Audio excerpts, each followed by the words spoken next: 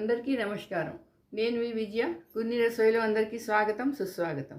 ఈరోజు నేను మీకు చాలా మంచి ఇన్స్టెంట్ బ్రేక్ఫాస్ట్ చెప్తానండి. మనం రోజు ఇడ్లీలు తింటాం, దోశలు తింటాం బ్రేక్ఫాస్ట్లో. ఇవాళ నేను చెప్పినట్టు చెయ్యండి. చాలా బాగుంటుంది. చాలా ఫ్లఫీగా, చాలా సాఫ్ట్గా ఉంటాయి. ఇవి చాలా వేగం కూడా అయిపోతాయి. దీని పేరు బన్ దోశ. రండి, ఇది ఎలా చేస్తారో చెప్తాను.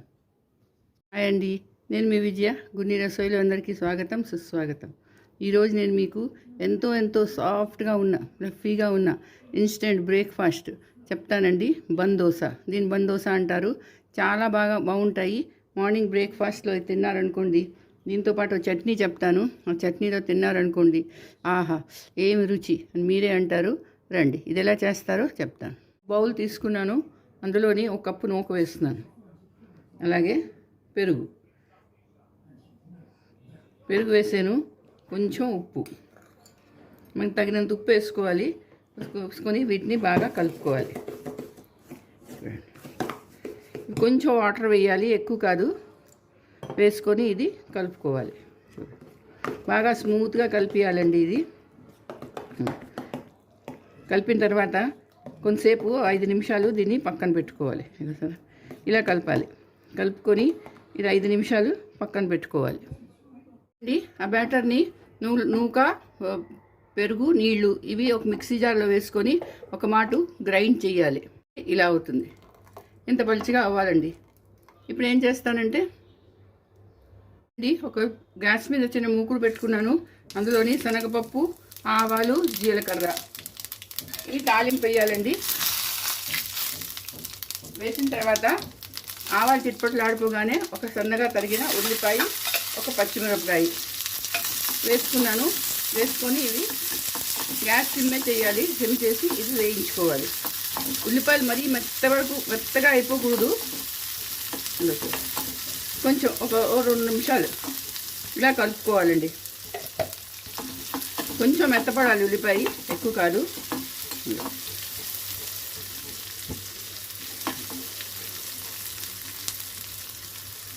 ఈ సోడా వేసుకున్నాను. అలాగే కొంచెం ఇంగువ ఇది వేసుకొని కలుపుకోవాలి. ఇప్పుడు ఏం చేయాలంటే ఉల్లిపాయలు తాలింపు వేసుకున్నాను కదండి, ఆ ఉల్లిపాయలు ఇందులో వేసేయాలి.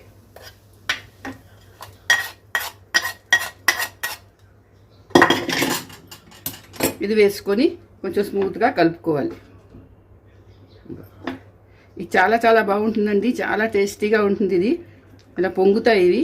చూడండి, నేను ఒక తాలింపు వేసుకుంటాం కదా, ఆ చిన్న మూకుడు తీసుకున్నాను. అందులో కొంచెం 1 స్పూన్ నూనె వేసుకున్నాను.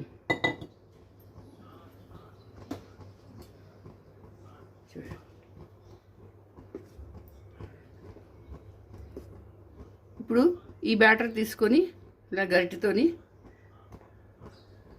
ఇందులో వేసుకోవాలి. 2 గరిటెలు వేయాలండి. అదిగో బాగా పెద్ద అవుతాయి, పొంగుతాయి. వేసుకున్న తర్వాత దాన్ని మూత పెట్టేసుకోవాలి. ఇది సిమ్లోనే ఉండాలండి, గ్యాసు హైలో ఉండకూడదు. చూడండి, ఓ పక్క కాలింది. జాగ్రత్తగా తీసి ఇది తిప్పాలి. తిప్పి దీన్ని మళ్ళీ ఇలా పెట్టుకోవాలి. రెండో పక్క కూడా సిమ్లోనే కాల్చాలండి.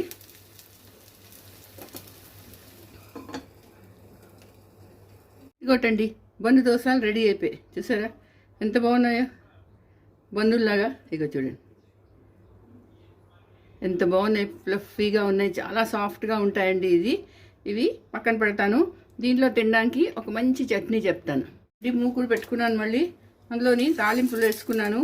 మినపప్పు, శనగపప్పు, ఆవాలు, జీలకర్ర, తర్వాత 2-3 ఎండుమిరపకాయలు వేసుకున్నాను. వేసుకొని పోపు వేసుకోవాలి.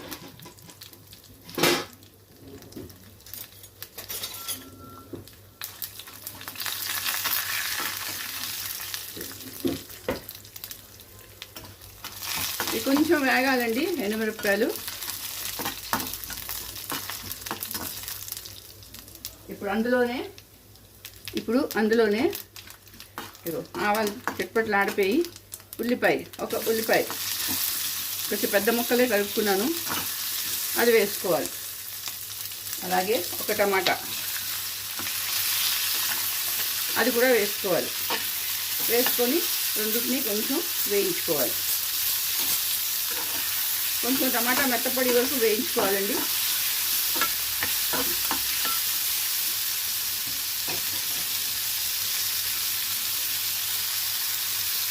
టమాటా మెత్తపడింది. అందులో కొంచెం చింతపండు, కొంచెం ఉప్పు, తగినంత ఉప్పు వేసుకోవాలి. ఉప్పు వేసుకొని కలుపుకొని గ్యాస్ ఆఫ్ చేస్తున్నాను. ఇది చల్లారిన తర్వాత దీన్ని గ్రైండ్ చేసుకోవాలి. అందులోనే కొంచెం కొత్తిమీర,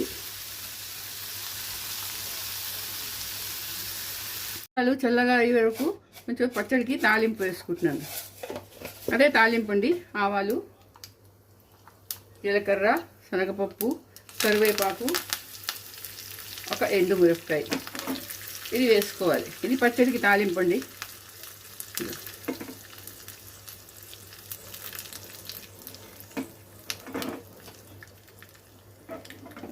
ఈ బందోసాతో ఈ చట్నీ చాలా చాలా బాగుంటుందండి. తాలింపు అయిపోయింది. గ్యాస్ ఆఫ్ చేస్తున్నాను అండి. చట్నీ రెడీ అయిపోయింది. ఇప్పుడు ఈ తాలింపు ఇందులో వేసుకుంటున్నాను. చూడండి ఎంత బాగుందో చట్నీ. తినడానికి బాగుంటుంది, చూడడానికి బాగున్నది, చాలా బాగుంటుందండి. ఇప్పుడు ప్లేటింగ్ చేసుకుంటాను. మీరు చేసుకోండి, అందరికీ చేసి పెట్టండి. మరి నా వీడియో నచ్చిందా? నచ్చితే తప్పకుండా లైక్ షేరు చేయండి. అలాగే సబ్స్క్రైబ్ కూడా చేయండి. ఇంకో వీడియోతో కలుస్తాను. అంతవరకు సెలవు.